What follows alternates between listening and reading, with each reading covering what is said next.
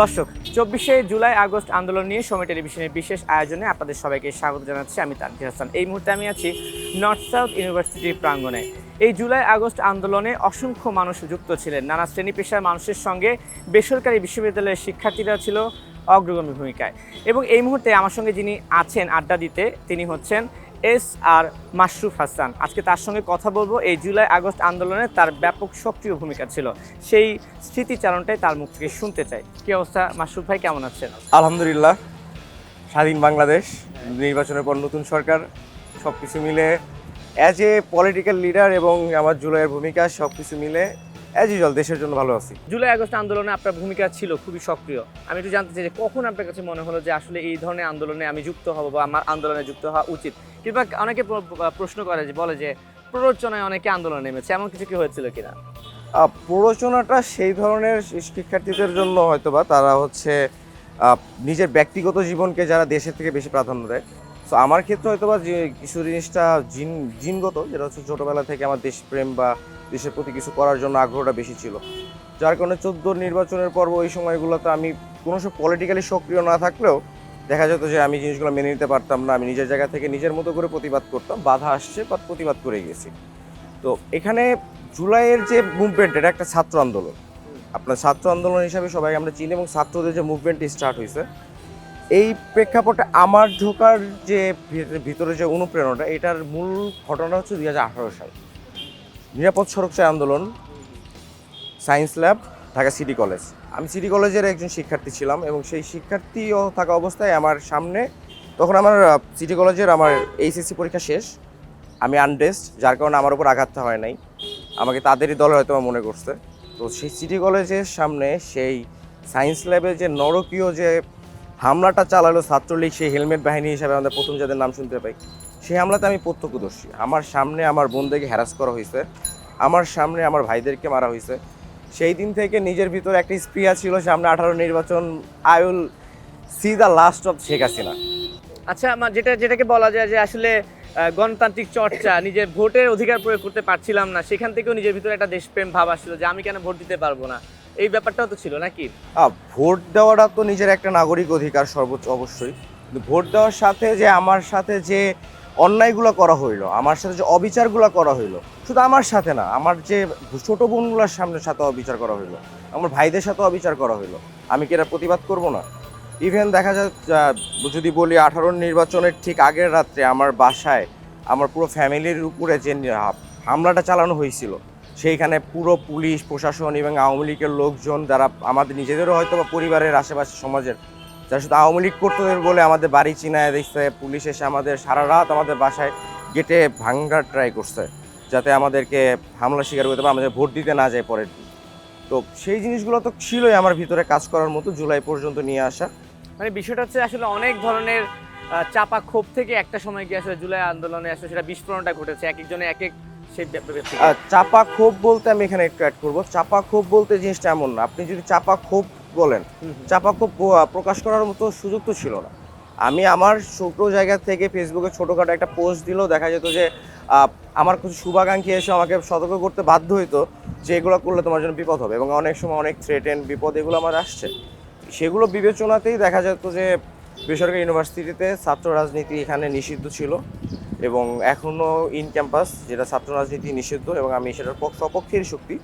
এবং সেই জায়গাগুলোতে এটা ছিল আমার জন্য সুযোগ, যেখানে আমি নিজেকে গ্রো করতে পারবো। আমি নিজের সকলকে নিয়ে একটি বৃহত্তর আন্দোলন, যেটা যে প্রতিশোধ বা সেই জায়গাগুলোতে কাজ করা দরকার ছিল, সেই যেগুলো আমি নিজেকে গ্রো করতে পারবো বলে আমি এখানে ছিলাম, এবং সেই অনুযায়ী কাজ করছি আলহামদুলিল্লাহ। বেসরকারি বিশ্ববিদ্যালয়ের শিক্ষার্থীদের কিন্তু আমরা তেমন একটা আন্দোলনে দেখি না। আমরা প্রায় সময় শুনি যে যত দেশের আন্দোলন পাবলিক ইউনিভার্সিটির শিক্ষার্থীরাই অগ্রগামী ভূমিকা পালন করে, কিন্তু এই ক্ষেত্রে আমরা একটা ভিন্নতা দেখেছি। যখনই পাবলিক ইউনিভার্সিটি বিভিন্ন প্রশাসনিক চাপে পড়ে বন্ধ হয়ে গেছে, তখনই কিন্তু আসলে হাল ধরেছে বলতে গেলে বেসরকারি বিশ্ববিদ্যালয়ের শিক্ষার্থীরা। ঢাকা ইউনিভার্সিটি বা ওই টাইমে যখন তাদের সাথে আমরা কথা বলতাম, তো তখন আমাদের বেসরকারি নিয়ে আপনি যে ধারণাটা বললেন, সেই ধারণাটাই আমার ভিতরে ছিল। কিন্তু আমি যখন বেসরকারি ইউনিভার্সিটিতে আসি এবং নর্থ সাউথের মতো ইউনিভার্সিটিতে আমি যখন নিজেকে ভর্তি হই, তখন আমার চিন্তা ভাবনাটা পুরোপুরি বদলায় যায়।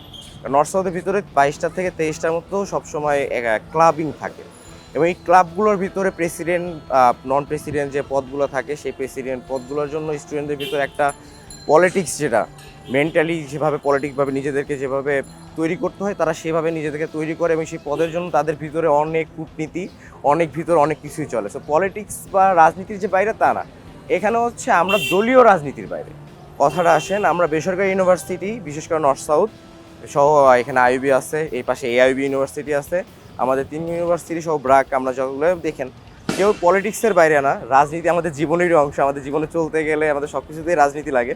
কিন্তু আমরা হচ্ছে দলীয় রাজনীতি যেটা, সেই রাজনীতির ক্যাম্পাস কেন্দ্রিক যে চর্চাটা সেটার বাইরে এটার সুফলতা ছিল। তো আমি যখন দেখি ইভেন আপনি দেখবেন আমাদের নর্থ সাউথের কিন্তু ইভেন এই বসুন্ধরা আশেপাশে 2023 সালে ছাত্রলীগের কমিটি দিচ্ছে, কিন্তু 24 সালের আন্দোলন বা এই টাইমের আগে কিন্তু তারা কখনো কোনো মিছিলও করতে পারে না, নিজেদেরকে কোনো বলতে পারে না তারা ছাত্রলীগ করে। যদি তাদের যদি এত ক্ষমতা থাকতো, স্টুডেন্ট যদি আসলে যদি আমাদের ওই রাজনীতি থেকে দূরে আমরা একটু চুপ, তাহলে তো তারা মিছিল করতো, তারা তো করার চেষ্টা করেছে। কিন্তু আমাদের যে সক্রিয় বাধা, এবং এটা শুধু আমার নিজে বা আমাদের কিছু মানুষের জন্য না, যারা একদম এখানকার যত সাধারণ শিক্ষার্থী আছে তাদের নিজেদের মনের জায়গা থেকে তারা বাধা দিয়েছে, যার কারণে তারা এখানে কোনোদিন ছাত্রলীগ বা তাদের অঙ্গ সংগঠনে কেউ কোনোদিন কোনো আন্দোলন কোনো কিছু করতে পারে না। আচ্ছা, এই যে মাসুদ ভাই বলছিলেন না যে অনেক সিকিউর একটা প্লেস, আমার এটা প্রশ্ন আসলে জানার যে এমন সিকিউরিটি একটা প্লেসে সবাই আন্দোলনে একসাথে হবে এবং একটা সময় কিন্তু দেশে নেটওয়ার্ক বন্ধ হয়ে গেছিলো, তাও আমি দেখতাম যে সকাল 11টা বা 12টার পরে সবাই একজোট হয়ে বেরোচ্ছে। কানেকশনটা আপনাদের কীভাবে হতো এতগুলো ইউনিভার্সিটি স্টুডেন্ট শিক্ষার্থীরা? এইখানে কানেকশনটা হচ্ছে আপনারা যদি অন্যান্য গভর্নমেন্ট ইউনিভার্সিটিগুলোতে যাই, তো সেখানে হল কেন্দ্রিক একটা স্টুডেন্টদের কমিউনিটি থাকে, কানেক্টিভিটি থাকে। তো আমাদের এখানে 3টে university mainly special, north south, IB এবং এআইবি, এবং 3টে ইউনিভার্সিটির ছেলে হোক আর মেয়ে হোক তারা আলাদা আলাদা বাসা ভাড়া নিয়ে থাকে, এবং সেই প্রত্যেকটা বাসায় দেখা যাচ্ছে যে এআইবির একটা স্টুডেন্ট থাকলে সেখানে অন্যান্য ইউনিভার্সিটির 1-2জন স্টুডেন্ট থাকে। সো আমাদের ভিতরে ইন্টারনাল একটা সুন্দর বন্ডিং এবং একটা কমিউনিটি অটোমেটিক্যালি এই পুরো বসুন্ধরাতে যে এরিয়াটা আছে এইখানে আমাদের ভিতরে আমাদের থাকা, এবং এটা সুন্দর একটা সহাবস্থানের মধ্যে আমরা থাকি। সো আমাদের এইখানে আমরা জানতাম এবং বুঝতাম যে আমাদের যা কখন মিলিত হইতে হয় বা আমাদের ভিতরে একটা এগুলো হচ্ছে ইন্টারনাল বিষয়, মানে এটা আমাদের যে সামাজিকভাবে যে আমরা এখানে এসে একটা কিছু চর্চা করছি সবসময় আমাদের ভিতর থেকে, আমাদের ক্যাম্পাস কেন্দ্রিক যে আমাদের চলাফেরাটা এমন, অন্যান্য ইউনিভার্সিটিতে কিছু চলাফেরা থাকে, আমাদেরও তেমন কিছু চলাফেরার ধরন আছে, কিছু চলাফেরা কথা বলা, কিছু শেয়ারিং করার, আইডিওলজিক্যাল শেয়ার যেটাকে বলে, আমাদের ব্রেইন স্টর্মিং, একজনের সাথে কথা বলা। তো এই যে একটা পরিবর্তনের ধাপ আছে নিজেদের ভিতরে, এগুলো আমাদেরকে বুঝাইতো যে আমরা কখন আমাদের মিলিত হওয়া উচিত। তো যেমন দেখেন যে আপনার 19শে জুলাই শুক্রবার আমাদের নেট অফ ছিল, 18 জুলাই সন্ধ্যার পরের থেকে কিন্তু নেট অফ করে দেওয়া হয়। তো 19শে জুলাই আমি সকালবেলা সবাই জুমার নামাজ পড়ছে। তো আমি একটা কথা বলি, জুমার নামাজ পড়ে বসুন্ধরা প্রত্যেকটা মসজিদ থেকে ইভেন বাসাবাড়ি থেকে আমাদের বোনেরা লাঠি সোটা যা হাতে পারছে নিয়ে নর্থ সাউথের সামনে চলে আসতেছে। এই নর্থ সাউথের 8 নম্বর গেট, এইখানে সবাই চলে আসছে, কাউকে বলতে হয় না, এইখানে এসে আপনি হাজার হাজার মানুষ পাইছেন। কেউ ফোন দেওয়ার মতো সবাই চলে আসতো অটোমেটিক যে এখানে আমরা একসাথে জমায়েত হবো। হ্যাঁ, এই জায়গাতে সবাই আসবে এবং সবাই এখানে এই টাইমগুলোতে পাওয়া যাবে ইনশাআল্লাহ। সবাই মানে চলে এটা হচ্ছে আসলে নিজেদের মধ্যে একটা আন্ডারস্ট্যান্ডিং, বন্ডিং যেটাকে বলে। জি। ভিডিওর শুরুতে আমি দেখছিলাম যে আপনার গায়ে অসংখ্য গুলির দাগ বা আপনি আহত অবস্থায় পড়ে আছেন বাসায়, এখানে অনেক বড় একটা রক্তের চাকার মতো হয়ে আছে এবং গুলি খেয়েছেন। এটা কি এই এলাকাতেই হয়েছিল গুলিবিদ্ধ হওয়াটা? জি, গুলিবিদ্ধ হওয়াটা হচ্ছে এটা আবাসিক জোন।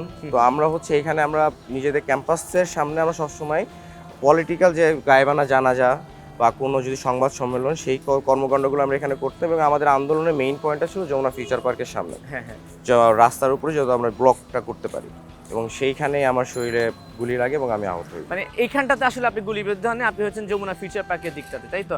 তাহলে আমার মনে হয় একটু ওই জায়গাতে যাই, সেই স্মৃতি গল্প বা স্মৃতিচারণটা আমি একটু শুনতে চাই যে কিভাবে আপনি আসলে গুলিবিদ্ধ হয়েছিলেন। চলেন তাহলে।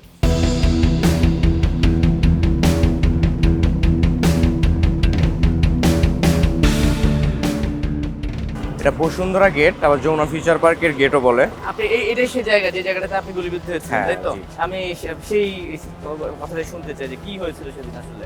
এটা 21শে জুলাই আন্দোলন যারা থামিয়ে দিল, তো আমাদের আসলে বিপ্লবীদের আন্দোলন তো থামে না। তো আমাদের এখানে বসুন্ধরা গেটের সামনে একটা প্রোগ্রাম হচ্ছিল, অনেক মানুষজন আন্দোলনে যুক্ত ছিল। তো এই টাইমে দুপুর 2টা নাগাদ পুলিশ প্রচণ্ড রকম গুলি শুরু করে, এবং গুলিটা শুরু হয় ঠিক তখনই যখন আমি একবার মিছিল নিয়ে ভিডিও করতে করতে যাই, আমার ভিডিওতে সেই মিছিলটা দেখা যায়, এবং তারপরে পুলিশ গুলি করা শুরু করে। তো গুলি করা শুরু করলে আমরা লিটারালি দৌড় দিই, এবং দৌড় দিয়ে এসে আমি এই গলিতে আশ্রয় নিই। তো আমার ভিতরে আমি নেতৃত্ব দিচ্ছিলাম এবং একটা মহিলা সামনে দাঁড়ানো ছিল ট্রমাটাইজ, উনি নড়তে পারতেছিল না, তো ওনার হাতটা দিয়ে ধরে আমি যখন ওনাকে সরাচ্ছি ঠিক তখনই এখান থেকে একটি পুলিশ এখানে এসে পুলিশের একজন এসে এখানে গুলি তাক করে আমার দেখে এবং আমাকে ঠিক এই মুহূর্তে গুলিটা করে এবং গুলি করার সময় আমি সোজা হয়ে যাই, আমার সোজা বুকের দিকে গুলিটা করা হয়। তো আমি যখন সোজা হয়ে এইদিকে হই তো তখন আমার গুলিটা আমার পুরো শরীর, আমার এখান থেকে এই পুরো শরীরের এই অংশটুকুতে গুলিবদ্ধ হই এবং 309টার মতো ছিটাগুলি আমার শরীরে লাগে। 309টা এবং আমার শরীরে বর্তমানে এখনো 200টার মতো ছিটাগুলি আছে। এগুলা কি ডাক্তার কি বলছে, এগুলা কি মানে ঠিক করা যাবে না? ডাক্তার এত বের করলে আমার নিউরনে আরও বেশি সমস্যা হওয়ার কারণে সেগুলো বের করতে চায় না এবং যেগুলো সমস্যা হবে অল্প কিছু হয়তো পরবর্তীতে বের করবে। সমস্যা আছে এখন, যেটুকু জীবন আল্লাহ তাআলা দিয়েছে সেই জন্য আসলে কোনো আক্ষেপ নাই। আচ্ছা, কিন্তু আমার একটা প্রশ্ন আছে। এখন ধরুন যখন আপনি গুলি করে তখন সারাটা নামানো ছিল, ডাউন করা ছিল। হ্যাঁ, শাটার ডাউন করেছে। এইখানে থেকে পরবর্তীতে আপনি চিকিৎসা নিলেন কিভাবে? মানে বাইরে তো মানে পুলিশ অবস্থান করছিল। চিকিৎসা নেওয়াটা হচ্ছে এইখানকার ওনারা অনেক হেল্প করছে, দোকানদার ওনাকে আমার চেনে। এই যে এই দোকানটা হচ্ছে নর্মাল এরকম মনোহারি দোকান ছিল, তো আমি এই দোকানের শাটারের ভিতরে এসে আশ্রয় নিই এবং আমাকে দেখা মাত্রই দোকানদার শাটার নামে তালা মেরে দেয় ভিতর থেকে এবং পুলিশ বাইরে থেকে দোকান খোলার ট্রাই করে, কিন্তু তারা আসলে দোকানদার বা কেউ দোকান খোলে নাই। তো ভিতরে অনেক গরম, তখন আমার পানিও শেষ হয়ে গেছিলো। আমি আধা ঘন্টার মধ্যে যখন জানটা বের হয়ে যাবে এরকম সিচুয়েশন, তো তখন তারা বের হয় এবং অন্যান্য দোকানদার এবং সাধারণ জনগণ বিশেষ করে ওনারা যারা ছিল সবাই ওনারা আমাকে নেয়। এবং এই যে জায়গাটা আমি দেখাচ্ছি, এই যে কসাইখানাটা, ওই দিন তো 21শে জুলাই কারফিউ চলতেছিল, তো কসাইখানাতে আসলে মাংস কাটা হয় নাই, যার কারণে আমাকে এই যে আপনার একটা ফ্যান দেখতেছেন এই ফ্যানের নিচে একটু আমাকে শোয়ানো হয় এবং এইখানে আমি শোয়ানোর পরে এখানে আমার একটা প্রাথমিক চিকিৎসার ব্যবস্থা করে একজন। তো প্রাথমিক চিকিৎসার ব্যবস্থা করার পর এবং আরও কিছু মেডিসিনের পরে রক্তক্ষরণ বন্ধ করা হয় এবং এই টাইমে মনে হচ্ছে এটা অ্যারাউন্ড 2:40 বা 45, কারণ আমার কাছে প্রতিটা মুহূর্তই তখন অনেক বেশি মূল্যবান। তো ওই টাইমে পুলিশ আবার গুলি শুরু করে এবং সবাই আবার প্রায় 15-20 জন ছিল আমার আশেপাশে, তো সবাই তখন আবার যে যার মতো আশ্রয় নিতে বাধ্য হয়। তখন আমি অল্প 2-1 জনে পাইছি এখানকার যারা শুধু আমার পাশে ছিল এবং এই মামাও ছিল আর কি, ওনারা 2 জন ছিল, 3 জন ছিল, বাকি কেউ আসলে ওনারা আমাকে ফালায় যাইতে পারতেছিল না আমার অবস্থা দেখে। সেদিন কি আপনি একাই গুলিবিদ্ধ হয়েছিলেন নাকি আরো অনেকে? এইখানে আমি একা গুলি একা। পরে এখান থেকে আপনাকে উদ্ধার করে হাসপাতালে নেওয়া হয় কখন? এটা হচ্ছে হ্যাঁ, এখানে আমার আসলে অবস্থা ছিল না। 3টার দিকে তখন কারফিউটা যখন অফ করে তখন ওরা বাধ্য হয় পুকুরি থামাইতে, অত নিয়ম ছিল আর একটু পিছু হটে, যদিও তার 15-20 মিনিট পর আবার গুলি শুরু হয়। তখনই আমাদের ছোট ভাই কিছু সবাই আগায় আসে এবং ওনারা বের করতে করতে ওরা এসে আমাকে রিসিভ করে এবং রিক্সা যোগে আমাকে অ্যাপোলো হসপিটালে নিয়ে যাওয়া হয় এবং তারা ডাক্তার সেখানেও প্রথমে চিকিৎসা দিতে চায় নাই, পরে সেখানে হয়তো বা যেহেতু আমাদের বসুন্ধরা আবাসিকের ভিতরে, তো সেখানে একটা প্রেশার ক্রিয়েট করার পরে আর কি দ্রুত সময়ের মধ্যে প্রাথমিক চিকিৎসা দেওয়া হয় এবং তারপরে আমি বাসায় নিজের চিকিৎসা নিই। আচ্ছা, ঠিক আছে, তাহলে আমরা এখান থেকে একটু বের হই।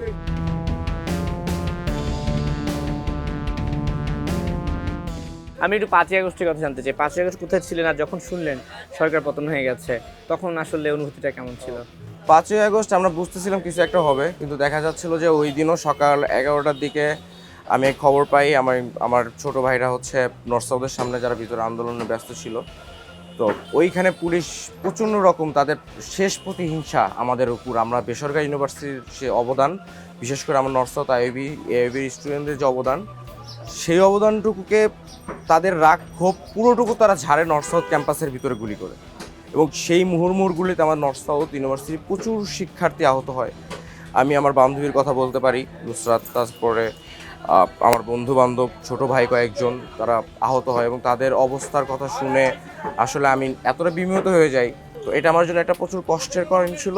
তো তারপরে দেখা যাচ্ছিল যে এর মধ্যে 1টা পর্যন্ত আমি অনেক কষ্ট এবং 1টার পরে যখন শুনতে পারলাম কিছু একটা হবে, ঘোষণা আসবে এবং 3টার দিকে যখন জানতে পারলাম শেখ হাসিনা পলায়ন করেছে, সো মুহূর্তটাই অন্যরকম। ঠিক আছে, ওই মুহূর্ত আসলে একমাত্র উপর আল্লাহ এবং আমরা সারা বাংলাদেশের মানুষ হয়তো ফিল করতে পারি যে মুহূর্তটা কি। ঠিক আছে মাসুদ ভাই, আপনাকে অসংখ্য ধন্যবাদ। এতক্ষণ আপনার সঙ্গে কথা বলছিলাম। দর্শক, ঠিক এই জায়গাটাতে কিন্তু তিনি গুলিবিদ্ধ হয়েছিলেন এবং আজকে এখানে এসেছেন, আমরা দেখতে পাচ্ছিলাম যে তাকে দেখে মানুষ চিনছে এবং সেদিনে সে স্মৃতিচারণগুলো করছিলেন যে কীভাবে মাসরুফকে তারা রক্ষা করেছিলেন। তো জুলাই আগস্ট এসেছিল যে নতুন বাংলাদেশের স্বপ্ন নিয়ে, আমরা আশা করি সেই বাংলাদেশের পথে আমরা এগিয়ে যাব। যে যেখানে থাকবেন ভালো থাকবেন এবং সময় টেলিভিশনের সঙ্গে থাকবেন।